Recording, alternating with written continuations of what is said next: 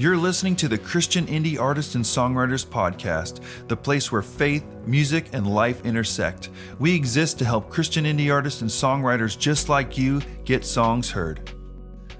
All right, I'm here with my friend Katy Reynolds coming to us live from Franklin, Tennessee. How are you doing tonight, Katy? Hey, I'm good. How are you? Doing well. So I'm excited to have you on. We've written a few songs together, and I know that you're doing some great things. So I'm excited for the podcast listeners to hear your story and all that you've accomplished and been doing. So with that in mind, how did you get into music in the first place? Where did it all kind of start for you? Yeah, well, thanks so much for having me here. This is great. I'm a fan of the podcast, so I'm so pumped to be here.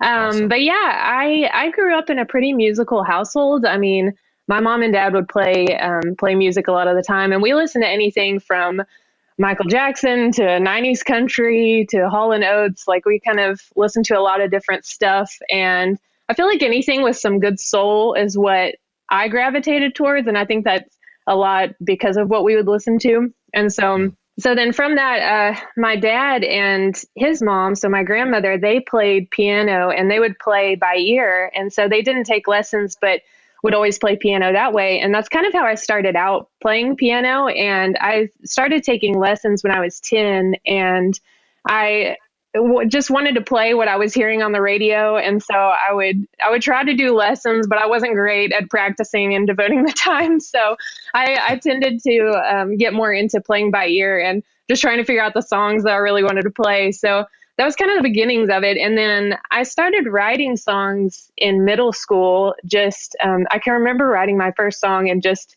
no rewriting at that point. It was just going through and getting a complete song. It took like weeks just to figure out a song. And I just remember thinking, wow, like I actually made a song and this is something you can do. That's pretty cool. And so I really just enjoyed kind of processing things through writing. And that's kind of how songwriting started for me way back then. And then getting older and into high school, I was really fortunate to have a group of friends that we all played an instrument and we were all in the same youth group together. And so we ended up having a youth band and got to play a lot. We played Wednesday nights and then some Sunday mornings. And even back then, though, even as a kid, I was always so terrified, and all of these people in that band will tell you the same thing I was always so terrified of singing in front of people or playing in front of people. And every week that we had something that we were going to do, if it was Sunday morning or whatever it may be, I would just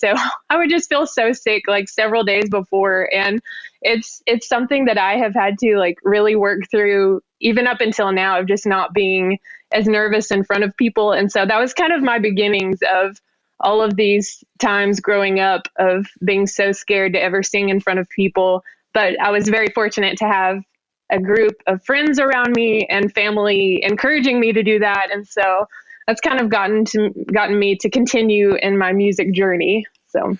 Wow, that's awesome. And, I was on staff at a church for 6.5 years, and I never got over the Sunday morning butterflies myself either. And I did it every single week, multiple services. So like, I don't know, that's just a thing, but it's so awesome how so many people have gotten started in the youth group. So many people I've talked to, and even ironically, I didn't start leading worship in a youth group, but when I started leading worship, it was at the church's youth group that I just mentioned. So like, there's just such a positive thing there. So I always look back on those moments as just such a great pivotal time, and just to hear the story. So it's so important. So if you're a youth pastor out there listening, like, thank you for creating that environment, because man, I mean, yes, it's really such a safe place for people to cut their teeth, as they say, and get into their calling. So that's great. So, so from that youth band, from those, learning kind of self-taught and the soulful vibes, like, how did you get from, just understanding and feeling like, wow, this is cool, I can actually create a song, to like, man, I want to like kind of get these songs out there and I really want to pursue this with like more intention. So what did that, I know that there's a move in your past to Music City. So, how did all that kind of weigh into you taking this thing more seriously as a career path? Yeah, definitely. It's a very long story, but I will condense it as best I can.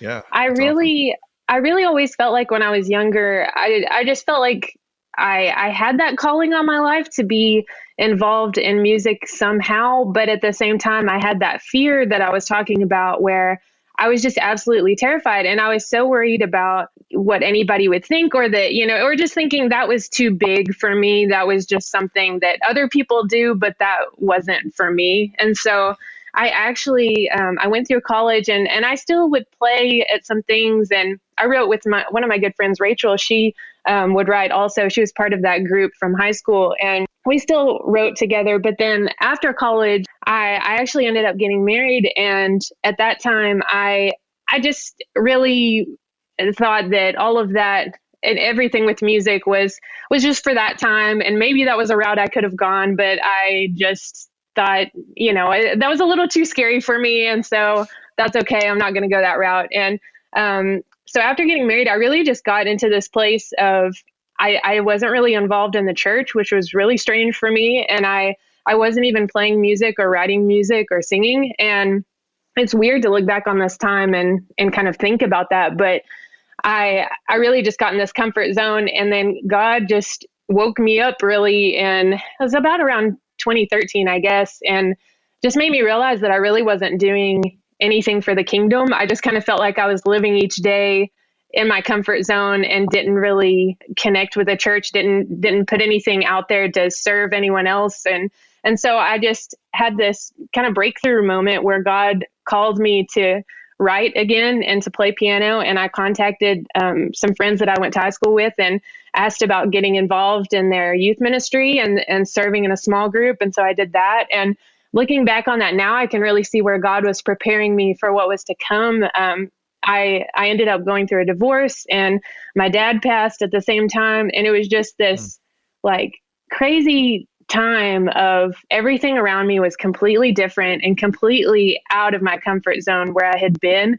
But at the same time, I had never felt more close to God because I had that foundation, and I had that, the previous months where he had like really brought me closer to him, and it really prepared me for that because I didn't feel alone during that time, and so going through all of that, like, he really just led me through a few years of just the healing process, just kind of going through processing everything that had happened and learning more about God and seeing his nature through that, learning about forgiveness and just all the things that he encompasses, and having to forgive someone else. I learned how much God has forgiven me and things like that I just didn't really even know about until that time. And so he just brought me through a lot of times of healing. So from then on, I moved to the Dallas Fort Worth area to kind of start my life as, on my own and just really seeing where God was leading me. And so a few years into that, I still had Nashville on my mind because I had thought about moving to Nashville several years, or as actually right after all of that happened. It was in 2014. I thought about moving here to Nashville. And again, I still let that fear creep in and just thought, no, that's not for me. That's still too big. That's just for somebody else. And so after a few years of being in the Dallas Fort Worth area, God really just brought it back up out of nowhere to me. And it was towards the end of 2018. And I was going on this mission trip to Vietnam, and it was all about worship. And it was during that mission trip that God really spoke to me and was like, okay, you've had this on your mind for so long about actually pursuing music. And this is the time that I'm calling you, and you're either going to do it or you're just not, but I need your yes or your no at this point. And it was just so on that mission trip, it was so final and just, okay, now's the time to decide. So of course, what do I do? But I say, okay, let me pray about that. let me pray on that, Lord, for a couple months and see if that's really what you're telling me. And so of course it was. And that January of 2019, I finally committed of, okay, I'll do what you want me to do. Not even for Nashville at that point, but just to write more or release music, whatever it may be. And throughout that year, he really provided each step. He provided a producer. I didn't even know that I could record a song and upload it for people to hear. Like this is how I just did not know this was a thing. I didn't Yeah. know that there were other writers doing the same thing that I was doing, like writing at home, and that was a normal thing for other people also. And so during that year of 2019, he just gave me all of these steps, and it ended up to where I released my first single in that September. And it's funny looking back because I was just absolutely terrified again of even letting people know that I was doing this, and even, changing my Instagram handle to be a music page, and even posting a Facebook music page. It was that music page sat in my unpublished, file for so long because I just was so terrified of it. And he really just led me to do all these things that seemed so small, but were huge mountains for me. And so, but in doing that, he just really gave me a whole path of what I needed to do to get the song out that just somebody needed to hear, and it's funny thinking about, since that song, my first song was Seek First the Kingdom, and I had so many people reach out to me saying like how they needed to hear that, and that song really spoke to them. And it's crazy to think how much energy I put into thinking about myself and thinking, what are people going to think, when really, I'm sure you have found this for your music also, when you release a song, it becomes so not about you and so about just what God wants to do with it and who God's trying to reach, that you feel silly for ever thinking this, that people were, so focused in on you and your life. This is so about what he's wanting to do. So anyway, then after releasing that song last year, 2020, in January of that year, he started calling me about moving to Nashville. And same thing, I said, let me pray about that. Let me think, because I don't know anybody in Nashville. I don't, that is out of my comfort zone as well, Lord. So let me think about that. And so then, of course, the pandemic happened, and I ended up losing my job, and things were uncertain. And so I had another moment of, okay, I'm going to commit to you. And to make that story a little shorter, it ended up being where, even though he was calling me to come here, there were still steps of faith to show, and then he would reveal an open door. Like I had looked for a job, and he was providing those answers and got me interviews and everything. And then in between that, I found the apartment that I needed, but I had to sign the apartment and take that step of faith before getting the job. And then he provided the job, the next day. And so there's a lot that went into that, of just the steps of faith that he was calling me to. But he really provided all of these things, even in the midst of everything going on with 2020. And so, yeah, he just really called me to be out here and provided all these things. And so since being out here, I've been so fortunate to meet so many people, and even through online, through social media, through Zoom, whatever it may be, to meet a lot of people, and even some people in person randomly. So it's, he's just really answered a lot of prayers and just shown what faith can really do. And just, that's kind of what's gotten me here.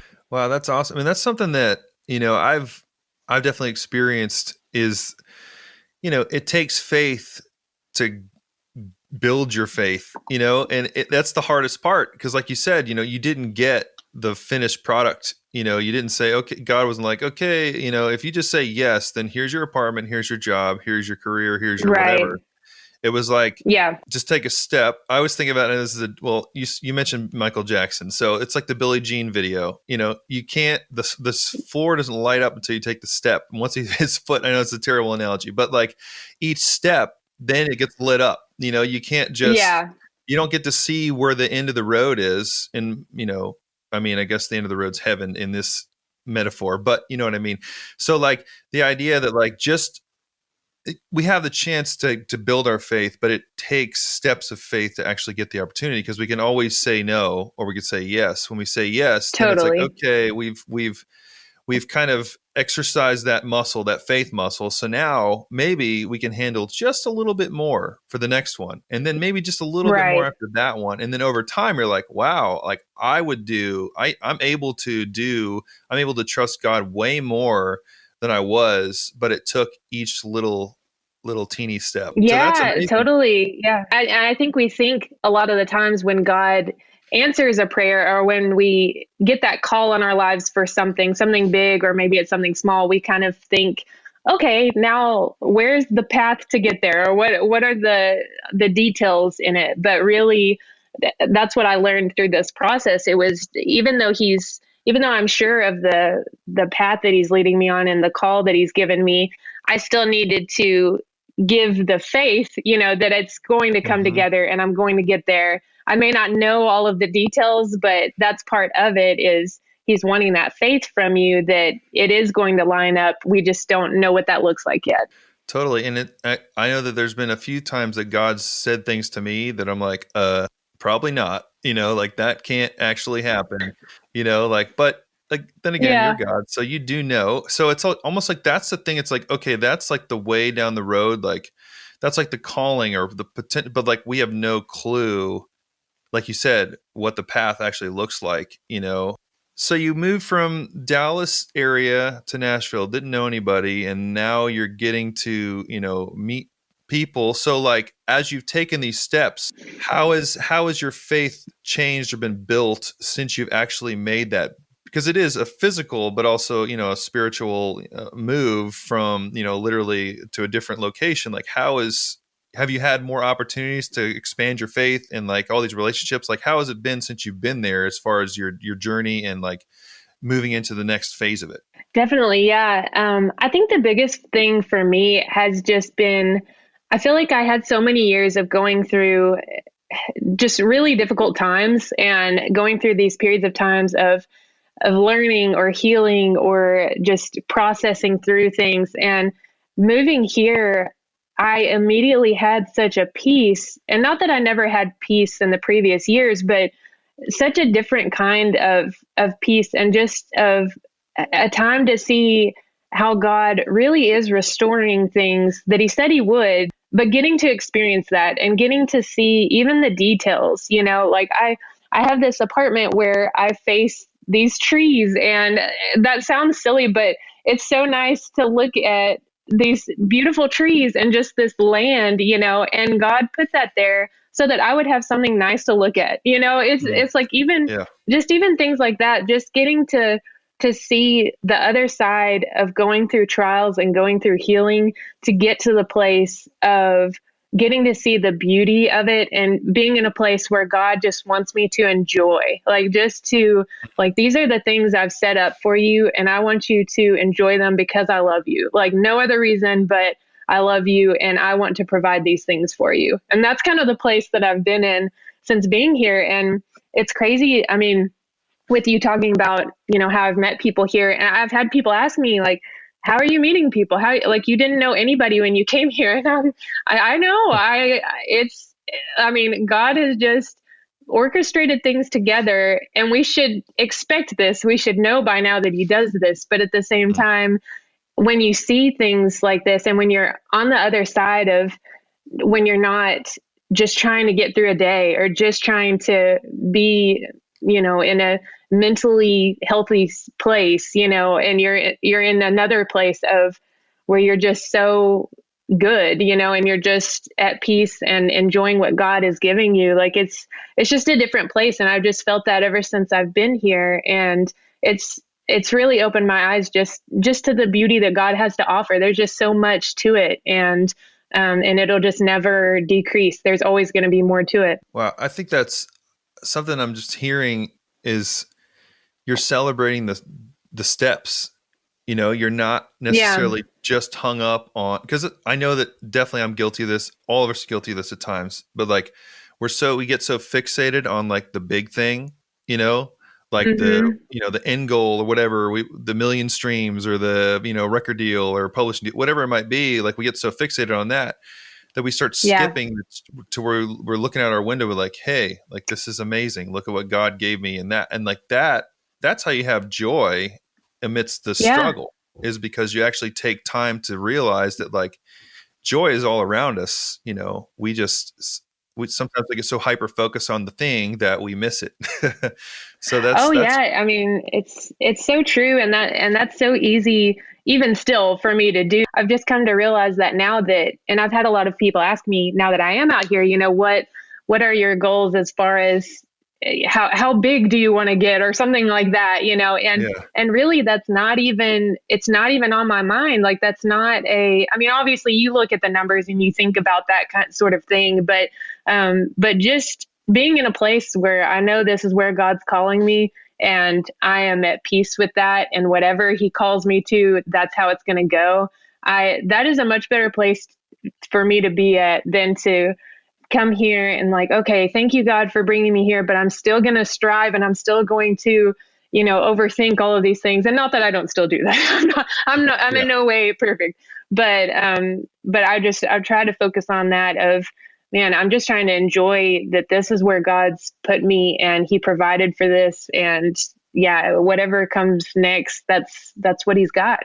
Wow. I mean, I feel like that's how we're called to be. I love that song Champion by, Dante Bo Bethel. And that Yes. verse 3 is, now I can finally see it. You're teaching me how to receive it. So let all the striving cease, because this is my Yep. victory. Like, that's it. Yes. That's what you're just saying. Like, we don't have to fight for it. And when we stop, that's actually, I think, when it can happen. I feel like something that I talk to people about all the time too is like, if I get whatever I'm after and it's all from my head, then that means God had nothing to do with it. So it's almost like Right. looking forward to those things like, wow, I didn't see that coming. It's like, well, that's probably like God's version of that, whatever you're going towards. So like just kind of being at peace and joy in those moments of just like, yeah, I don't necessarily know like where this is headed. I know that I'm called to do this and I'm faithfully taking each step, but like God's the ones who's in control of like the end game, and it's going to be different for everyone anyway. So really, there's no other than, I mean, of course, we do our thing and we work towards our goals, and we day by day, but like not living and dying by like things happening or not when we think they should. I think that's key, and that's awesome you said that. And kind of with that in mind, I mean, you said a lot of great things so far, but what's like some wisdom that you'd pass along to your younger self? I always love what people say and what they think of, because I feel like we learn by doing, and a lot of times we learn by, I don't even want to say failing, we just learn by things not necessarily going the way we thought. So like along your journey, like what's something you tell your younger self to encourage yourself and also just anyone listening?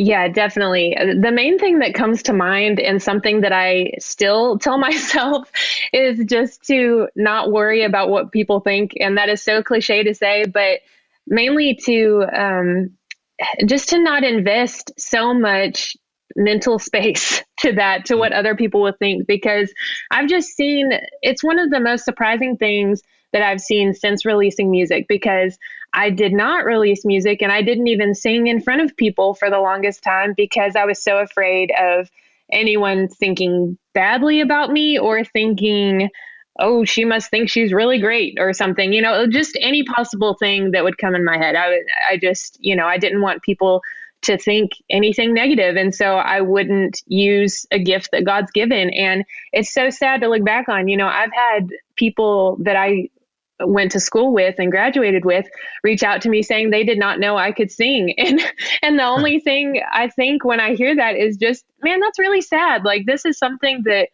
I don't take any credit for. Like, God has given me the specific gifts that he has for certain reasons. And so if I'm not sharing them, it's kind of the same as if we're not sharing our testimony. Like, then we're holding back from blessing someone else, that this is something that's not about me, yet I'm keeping it to myself because I'm worried about other people's opinions over me. And so I think overall, just putting more care into God's calling for you rather than what other people may think about you is going to be the main thing that I would tell anybody, because it's something I remind myself of. And I just think we need to keep that kingdom mindset and focus on that, and not be so worried about what the world thinks sometimes.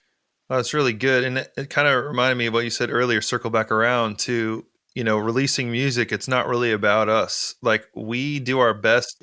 to write it and perform it and record it, whatever those steps look like, but once it's up on streaming platforms, it's really not ours. And I mean, I will honestly, like, I don't even necessarily listen to the stuff I've personally released. I mean, I do, of course, because I love it. We love Yeah. our own songs, but like it's really not for us anymore. And there's such a great quote. I know I've probably quoted 1,000 times, but Andy Rosier, I think that's how you pronounce his last name, from Vertical Church. He has this thing, and he says, as songwriters, it's our job. We build the boat, but then God Mm, puts the winds in the sails. And like, yeah.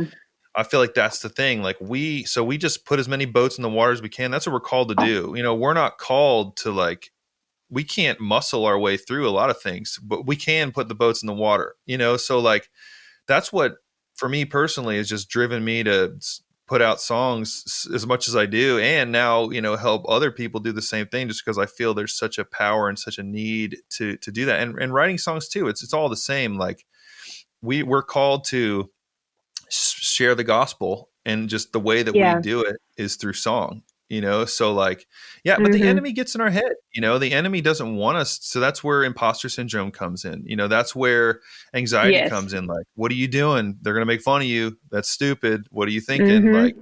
you're going to make a fool of yourself, of course, because that keeps us from doing what God made us to do. So that it's just a tool of the enemy for sure. But yeah, so not getting caught up in what people say or think, because, and two, like, in most cases, like, people are happy for us to do that kind of Oh, thing. yeah. Like you said, Well, I mean, and I'm sure you've that's, heard a lot of feedback, right? yeah, I mean, that's one thing I was going to add too is it's funny because in my head, I'm thinking, oh, most people will think this is a joke or something. Most people will think I'm making a fool of myself. But when in actuality, after releasing the music, I had so many people reach out, and even the people that I thought would react negatively would say kind words to me, and even if there are anybody, if there's anybody saying anything negative, I'm probably not going to hear it anyway. So Right. Yeah. but yeah, overall, I mean, the blessings from people sharing their stories and sharing how these songs that I've written from my own experiences have helped them, that has far outweighed any possible negativity that could come my way, and it's easy to fixate on one negative comment or one, out of all of the good things that Yeah. come from it. It's easy to fixate on that. And you're right that the enemy wants us to fixate on those things, Yeah. but we know that, yeah, there's so many blessings that come from people that need to hear these songs, just like I need to hear your songs, and I need to Mhm. hear from other people and hear other people's testimonies. And so that's something I've learned along the way, that it's just so not about us anyway, that we need to kind of get over ourselves and just focus on where God's calling us and pay more attention to that. Yeah. And with that in mind, new year, do you have, working on some new music, got some new stuff coming out in 2021? Any plans for that kind of thing? Yeah, definitely. I actually have an EP that I have been working on for a while, and Awesome. it's funny, the last song, it's kind of formed its own story, and basically the story is about the past several years of things that I've gone through, and then reaching the point of healing. And so I'm hoping to release that this year, early part of this year. I don't really want to say a time frame yet because that Sure. has changed. And Yeah. so but yeah, I'm really looking forward to that coming out. That's awesome. And two, what's the best way for people to connect with you? And, where do you hang out social media wise? And I'll link it all in the description and stuff, but I always like to give people a chance to kind of invite people into their world. So where's the best place for people to connect with you? Yeah, definitely. Instagram is probably the best way. I tend to hang out over there, and it's just Katy Reynolds Music is my Instagram handle. And then I also am on Facebook. I have a Facebook page, and that's Katy Reynolds Music.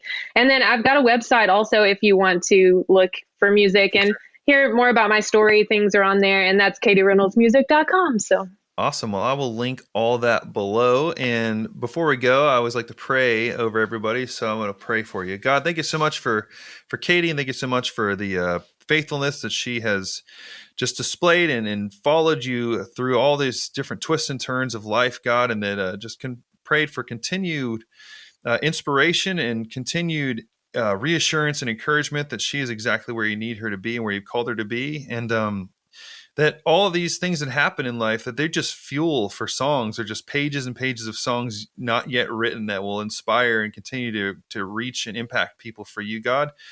Just give her the creativity, give her the continued passion and continued drive just to do all the things that you've called her to. And also let her continue to recognize the little things along the way. God, you're so good to us. We thank you so much for your presence, your direction. In your name we pray. Amen.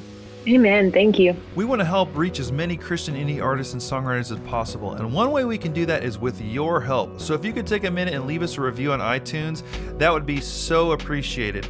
This is how the iTunes algorithm will push this content out to more and more Christian indie artists and songwriters. So, like I said, if you could just take a couple seconds, leave us a review, that would be so awesome. It means so much to us, and we would really appreciate it.